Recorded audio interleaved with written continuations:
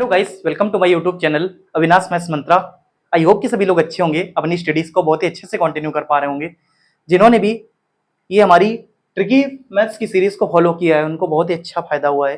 Computer सीखो series पे भी आपने बहुत अच्छा एक कोर्स को कवर किया, सारी चीज़ें को पढ़ते रहे। अब मैं चाहूँगा कि आप लोग जो एक सीरियल रूटीन पे हम लोग काम कर रहे हैं उसके भी आप अपनी स्टडी को कंटिन्यू करिए, क्योंकि बैक टू बैक एग्जाम भी लगे हैं और सारी चीज़ें हम लोग को सही से मेंटेन भी करनी है। तो जितनी चीज़ें हम लोग कर रहे हैं उसको प्लीज़ अपने डेली रूटीन में फॉलो करें, और जो चीज़ मैं बताता जा रहा हूँ उसको थोड़ा सा सीरियसली लेके स्टडीज करते रहें, ठीक है। बाकी अगर आपको चीज़ें अच्छी लगती हो तो मेरे चैनल को आप शेयर भी कर सकते हैं, ज़्यादा से ज़्यादा लोगों से बताएं, सब्सक्राइब करें, और वीडियोस जितनी भी पढ़ती हैं हम और शिवानी मैम मेहनत करते हैं तो आप लाइक भी करते हैं, अच्छा लगता है, लेकिन सपोर्ट थोड़ा सा भी कम है। अगर ये सब्सक्राइबर हमारे लाखों में हो जाएं, लाइक्स हमारे अच्छे मिलियंस में चले जाएं तो चीज़ें और अच्छे समझ में आएंगी।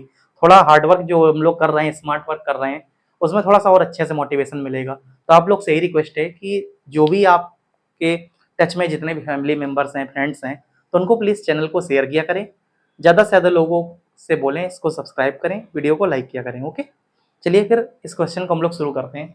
आप देखिए, आज इसका 5th लेक्चर है। इसमें मैंने क्या बताया हुआ है, बहुत ही ईजी क्वेश्चन, अगर आप समझ जाएंगे। नहीं समझ पाएंगे तो थोड़ा सा ट्रिकी क्वेश्चन है, मतलब बहुत ज़्यादा फंसाने वाला नहीं है। देख लीजिए क्या लिखा हुआ है। एक शॉपकीपर है, उसने लिखा है कि 250 बनानास यानी कि 250 केले को अगर वो सेल करता है, कोई फ्रूट सेलर है, 250 केले को अगर वो सेल करता है तो उसको जो प्रॉफिट होता है वो किसके बराबर होता है। कह रहा 50 केलों के विक्रय मूल्य के बराबर। इसको थोड़ा सा प्रैक्टिकली लीजिए। कैसे? जैसे सपोज करिए एक दुकानदार कैरेट लाया, ठीक है ना, 5 कैरेट केले उठा लाया, 250 पीस निकले। अब उसने मान लीजिए डिसाइड किया कि हम एक केला 10 रुपए का बेचेंगे, ठीक है ना। थोड़ा प्रैक्टिकली समझेंगे तो ही आपको समझ में आएगा, नहीं तो थोड़ा सा फिर ये घुमा देगा आपको क्वेश्चन को। देखिए, तो मान लीजिए सपोज करिए, मैं थोड़ा सा लिख के फिगर बता देता हूँ, सही रहेगा। एक कैरेट में 50 पीस आते हैं, ठीक है ना। एक कैरेट को मैं बॉक्स लिख देता हूँ, और ऐसे उसने 5 बॉक्स खरीद लिए, ठीक है ना। तो आपके ऑब्वियस सी बात है 250 पीस हो गए, जैसा कि क्वेश्चन में आपसे डिस्कस किया हुआ है। ओके, अब इसमें देखिए क्या बोल रहा है, अगर ये 250 केले बिक जाए, 250 पीस बिक जाए, ऑब्वियस सी बात है बिक ही जाते हैं। कह रहा 250 केले को बेचने पे एक फ्रूट सेलर को 50 केलों के विक्रय मूल्य के बराबर प्रॉफिट होता है। ये चीज थोड़ी समझने वाली है। कैसे? अब देखिए, 250 किलो को बेचेगा तो आपका कितने का प्रॉफिट होगा? 50 किलो के विक्रय मूल्य। तो विक्रय मूल्य क्या होता है? सपोज करिए इसने पर पीस का रेट डिसाइड कर लिया कि हम एक पीस कितने बेचेंगे, मान लीजिए 10 रुपए में।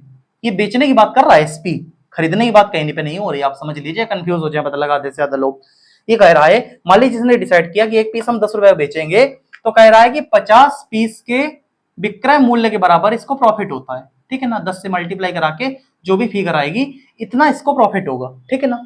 अब लेकिन एक चीज हो गई यहाँ पे कि हम लोग सबके लिए तो ऐसे निकालेंगे नहीं कि भाई पर पीस का निकाल लें फिर ये सब करें, तो क्वेश्चन थोड़ा सा हेक्टिक हो जाएगा। इसके लिए क्या है, मेरा बेसिक फॉर्मूला याद आएगा जो मैंने आपको फर्स्ट क्लास में बताया हुआ था।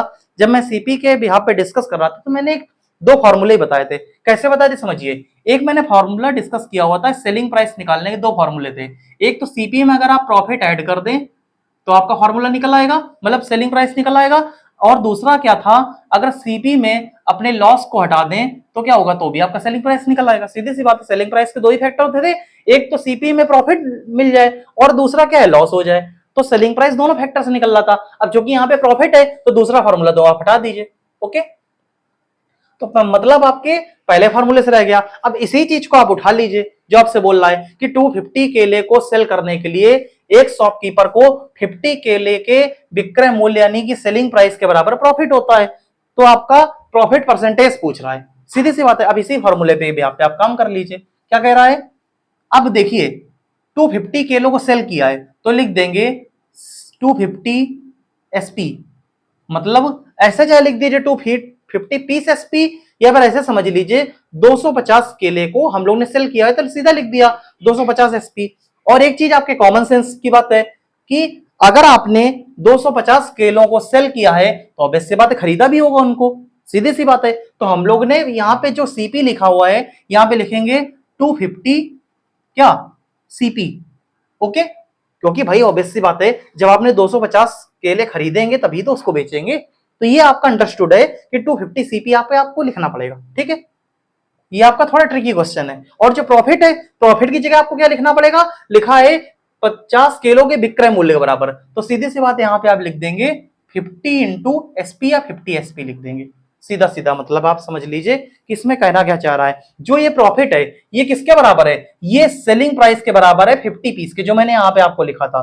तो जब कभी भी इस तरह का क्वेश्चन आएगा तो यहाँ पे ऐसे लिखेंगे 250 के लिए बेचे, ऑब्वियस सी बात है जब 250 बेचे तो 250 खरीदे भी होंगे, तो सीपी जगह यहाँ पे रख दीजिए, पूरा फॉर्मूले में ही पुट किया मैंने। उसके जहां पे प्रॉफिट है वहां पे लिख दीजिए। अगर ये बोले कि 50 बनाना यानी 50 किलो के कॉस्ट प्राइस के बराबर है तो 50 पीस आप सीपी लिखते। अगर इसने बोला 50 किलो के विक्रय मूल्य बराबर है तो आप लिख दीजिए 50 इंटू एसपी, ठीक है। आपको समझ में आ गया, लैंग्वेज कहीं पे अंतर अगर करे, हो सकता है किसी क्वेश्चन में बोले कि 50 किलो के क्रय मूल्य बराबर है तो सीधा आप लिख दीजिएगा 50 इंटू सीपी। अगर ये बोले कि 50 किलो के विक्रय मूल्य बराबर है तो लिख दीजिए 50 इंटू एसपी। अब आप अपने फिगर को सॉल्व कर लीजिए। 250 एसपी आया है, अब इसको आप इधर ट्रांसफर कर लीजिए 50 एसपी, और इधर क्या है आपका 250 सीपी। सीधी सी बात है, अब इसको सॉल्व कर लीजिए। 200 SP equal to 250 CP, okay. फिर क्या दिख रही है, एसपी सीपी का रेशियो निकाल लीजिए, यानी सीपी को इधर ट्रांसफर कर दीजिए और इधर क्या हो जाएगा 250 अपॉन 200, ओके। अब देख लीजिए, चाहे आप रेशियो की भी आप पे काम कर लो, चाहे आप एग्जैक्ट वैल्यू पे काम कर लो, क्योंकि ये भी तो 200 पीस है, 250 पीस है, कहीं पे आपको प्राइस की तो बात नहीं हुई, कहीं पे ऊपर से लेकर नीचे तक आपने इसने बोला कि इतने रुपए का बेचा, कहीं बेचा, उसने सीधा क्वांटिटी पे बात की है, तो आप भी क्वांटिटी पे बात कर लो। मतलब इस क्वेश्चन को सीधा रेशियो से सॉल्व कर लीजिए। कैसे, 0 0 कैंसिल हो गए, 5 4 जा 20, 5 5 जा 25, यानी कि एसपी और सीपी का रेशियो कितना आ गया आपका, आ गया 5:4। अब सीधा सीधा क्या होगा, अब ऐसे समझिए 5:4 का रेशियो मतलब ये होता है कि ये फिगर 500 भी हो सकती है, 400 हो सकती है, मतलब ये वेरिएबल होता है। तो सीधा सा मतलब इसका क्या होता है कि अगर आपने किसी भी चीज को 4 रुपए में बेचा, तो मतलब खरीदा तो उसको 5 में बेचा, सीधी सी बात है। तो यहाँ पे प्रॉफिट परसेंटेज का सीधा सा फॉर्मूला होता है, आप दुनिया जानती है, जितने प्रॉफिट होगा उसको ऊपर रखेंगे, जिसमें प्रॉफिट होगा, यानी प्रॉफिट और लॉस का बेस क्या होता है, हमेशा सीपी होता है, मैंने आपको बताया ही है, इंटू 100। तो रेशियो के भी आप देख लीजिए प्रॉफिट परसेंटेज कैसे निकलेगा। मींस आपने 4 का खरीदा, 5 का बेचा, मतलब 1 का आपको प्रॉफिट हुआ कितने में, 4 आपका सीपी है, सीपी के सामने 4 ही है ना, देखिए 4 सीपी है, तो यानी 1 का प्रॉफिट हुआ 4 में, और कितना हो 100, यानी प्रॉफिट कितना हो गया आपका 25%। आई होप कि आपको ये चीजें समझ में आई होंगी जो मैंने बताया। अगर नहीं समझ में आए तो आप इसको वीडियो को पॉज करके देख लीजिएगा, अच्छे से मैंने चीजें बताई हैं, फिर भी कमेंट करिए तो मैं दोबारा बता दूंगा। तब तक के लिए आप वीडियो को शेयर करें, लाइक करें, सब्सक्राइब करें। Tata bye bye, take care.